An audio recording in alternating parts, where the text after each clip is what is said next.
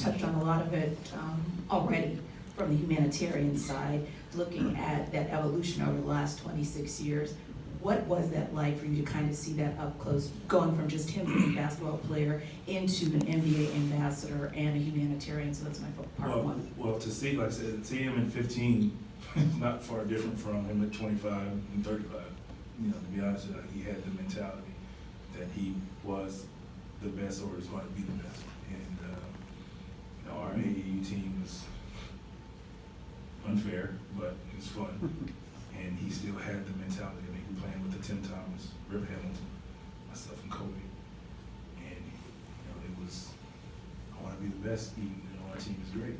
And just kind of see him just move on to the NBA and develop that mentality to a 10th, 12th power, and become the guy that he is, which puts him in a well-deserved debate. And we've not really seen in this generation someone who goes just not, beyond the U.S., but a world presence, if you will. So I don't know if you had a chance to talk to the guys a lot, but can you share anything with us with what you were able to say to your team about the loss of someone who, like I said, transcends just the game of basketball? Honestly, it was just maybe something a conversation that I may have later on.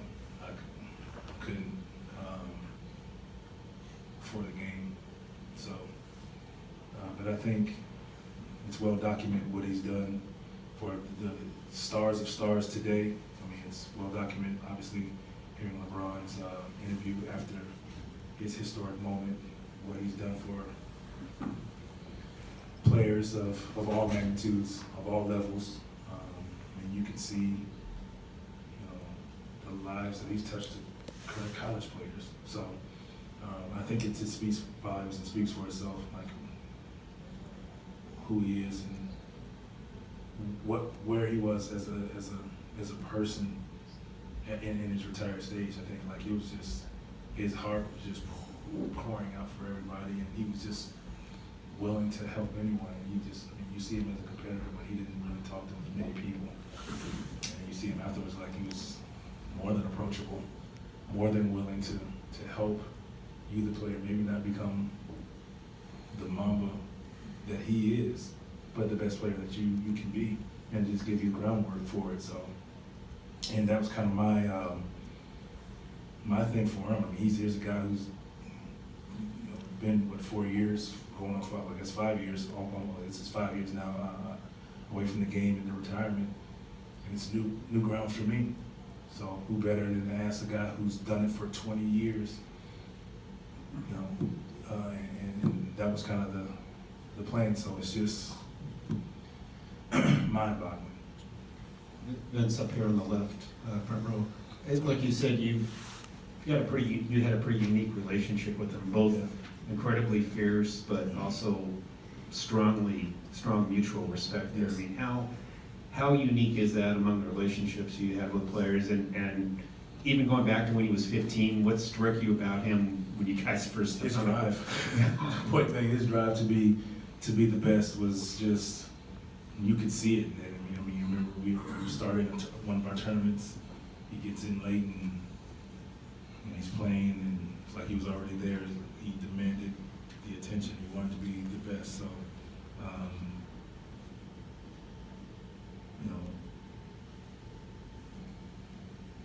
I think for Cole, it's just, the funny thing about it, and this may be going off of your question, but, I know for players that have played against him, it hit us, in a special way. But it was interesting to see, and I mean, I guess you understood it, but it was interesting to see the effect it had on some of the guys who were barely born when he was in the NBA. And obviously, he's a hero of a lot of them. And if you weren't, you had a high level of respect for him. So to kind of just see, the blank stares on their faces, which brought a somber mood in our locker room.